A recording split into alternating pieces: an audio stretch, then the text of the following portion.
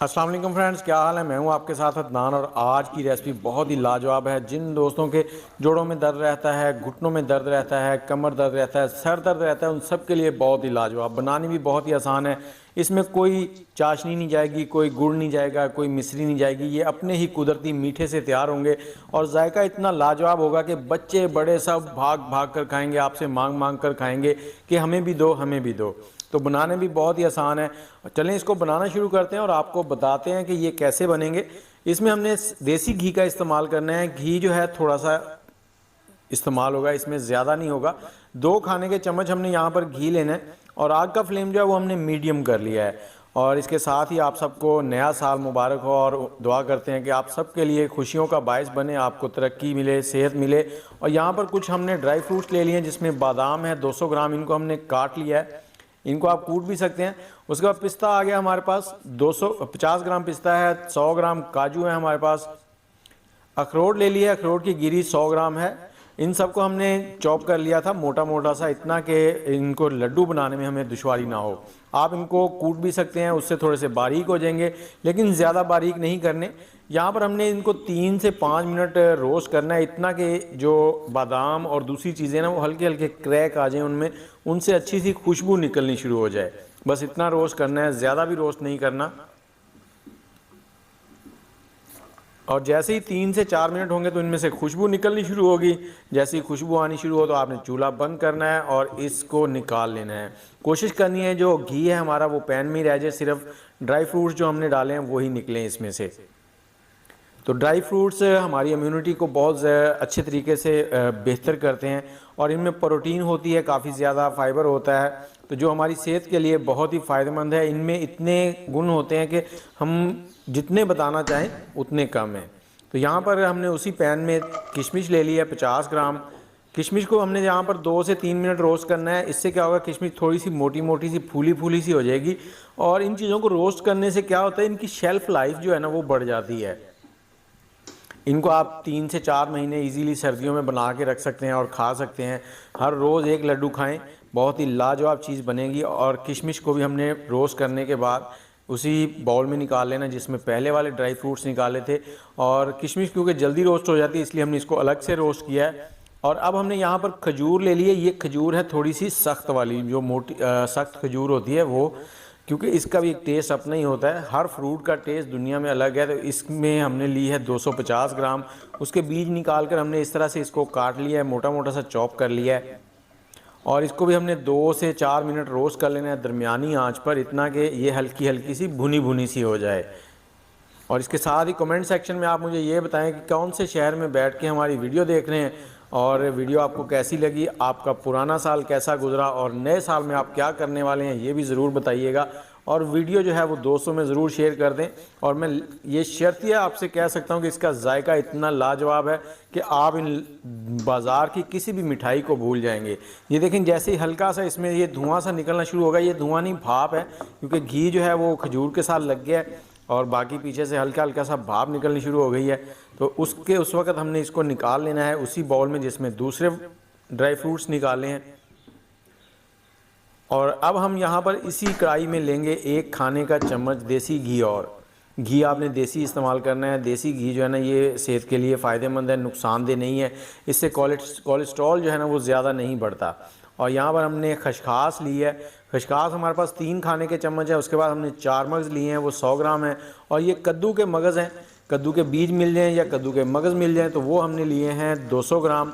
इनको भी हमने यहाँ पर रोस्ट कर लेना है 3 से 4 मिनट के लिए, इतना कि ये लाइट से गोल्डन हो जाए और इनकी भुनी भुनी सी खुशबू जो है वो आनी शुरू हो जाए। और ये 4 मगज़ और जो कद्दू के बीज है ना, इनको आपने सुना होगा कि जब भी प्रेगनेंसी के बाद लेडीज़ के लिए कुछ स्पेशल बनाया जाता है तो उसमें बहुत ज़्यादा इस्तेमाल की जाती हैं, क्योंकि इनमें बहुत ज़्यादा ताकत होती है और ये बहुत ही ज़बरदस्त इम्यूनिटी को बढ़ाते हैं। हमारे जो दिल की धड़कन, दिल की कुव्वत है उसको बढ़ाते हैं, दिल को कंट्रोल करते हैं, हमारे मसल्स को कंट्रोल करते हैं, उनको पावर को बढ़ाते हैं। और यहाँ पर हमने नारियल ले लिया, नारियल पाउडर है मेरे पास। अगर आपके पास नारियल पाउडर ना हो तो आप नारियल साबुत लेके, खोपरा खोपा जिसको कहते हैं या गिरी जिसको कहते हैं, उसको आप कद्दूकस या ग्रेटर से ग्रेट कर लें। ग्रेट करके इसमें डाल दें और डालने के बाद 2-3 मिनट इसको चम्मच को चला लें ताकि ये मिक्स हो जाए अच्छे से। और इन सारी चीज़ों को भी आपने उसी बाउल में निकाल लेना है। अब अगला स्टेप आ गया, यहाँ पर हमने 600 ग्राम खजूर ली है। ये खजूर नरम वाली है, बिल्कुल नरम है। आप हाथ लगाते हैं तो ये देखें बिल्कुल इसमें से गुठली निकलती जा रही है, कोई ज़ोर नहीं लगाना पड़ रहा। तो यहाँ पर हमने 600 ग्राम खजूर है, इसकी गुठलियाँ निकाल लेनी है। और गुठलियाँ निकालते निकालते अगर खाने को दिल करे तो आप खा भी सकते हैं। बड़ी मज़े की होती है ये वाली खजूर। और आपने लेनी यही है। अगर ये खजूर ना लें तो इसकी जगह पर आप दूसरी खजूर ले सकते हैं, लेकिन उसको आप मिक्सी में जब चलाएंगे तो फिर ही काम बनेगा। मिक्सी में चलाने से क्या होता है, ये सख्त होती है तो मिक्सी जलने के चांस होते हैं। तो इसलिए कोशिश करें यही वाली खजूर ले लें। अब इसको हल्का हल्का इस तरह से हाथों की मदद से मसल लें आप। और उसके बाद आपने पैन ले लेना है, पैन में फिर 1 चम्मच घी का डालना है। और जैसे ही घी पिघल जाए, गर्म हो जाए, तो हमने जो खजूरें अभी जिनकी गुठलियाँ निकाली थी वो डाल देंगे। और ये इतनी नरम होती हैं, जैसे ही आप इसमें डालेंगे ना थोड़ी सी रोस्ट होंगी, उसके बाद ये नरम होना शुरू हो जाएंगी। और बाकी जो नरम ना हो उसको आप चम्मच की मदद से दबा के इसको बिल्कुल मिक्स कर दें। 3 से 4 मिनट आपने इसको रोस्ट करना है।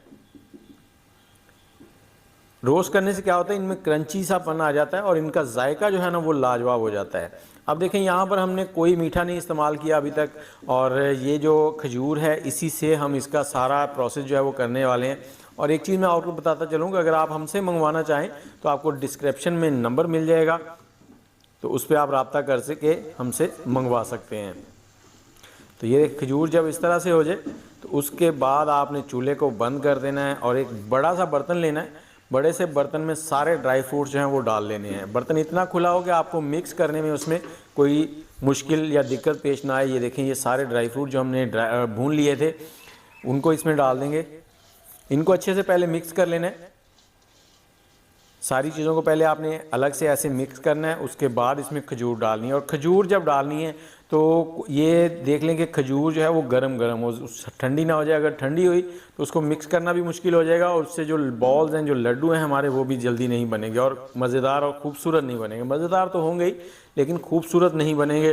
तो कहते हैं कि खाना जो है ना वो नज़रों से होके मैदे तक पहुंचता है और नज़रों का ताल्लुक जो है वो दिल से होता है। जो खाना खाने में देखने में अच्छा ना लगे तो उसको खाने तक जब बंदा पहुंचता है तब तक उसकी जो लज्जत है ना वो थोड़ी सी कम हो जाती है। तो इसलिए कोशिश किया करें जब भी खाना बनाएं तो खाना जो है ना वो खूबसूरत बनाया करें।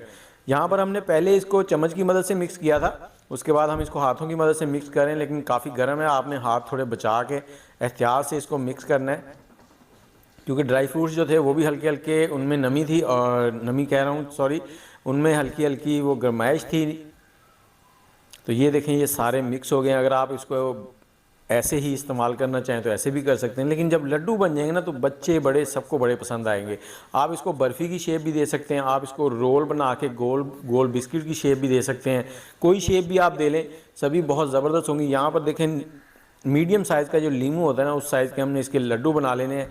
तो ये देखें ये लड्डू हो गए हैं रेडी। इस तरह से इनको आप बना के रखते जाएं, 10 से 15 मिनट में ये ठंडे हो जाएंगे। ठंडे हो जाएंगे तो उसके बाद आप इनको सुबह की चाय में ले सकते हैं, नाश्ते के तौर पे, दोपहर की चाय में ले सकते हैं, या रात को सोते वक्त ले सकते हैं। दिन में किसी भी टाइम आप चाय के साथ इसको लें, चाय या कॉफ़ी के साथ, बहुत ही लाजवाब सा टेस्ट आएगा और आपको ऐसे लड्डू बाज़ार में कभी नहीं मिलेंगे। तो उम्मीद है आपको वीडियो अच्छी लगी होगी। वीडियो अच्छी लगी है तो लाइक भी कर दें, शेयर भी कर दें और कमेंट में अपनी राय देना मत भूलिएगा। दुआ में याद रखिएगा। अल्लाह हाफिज़।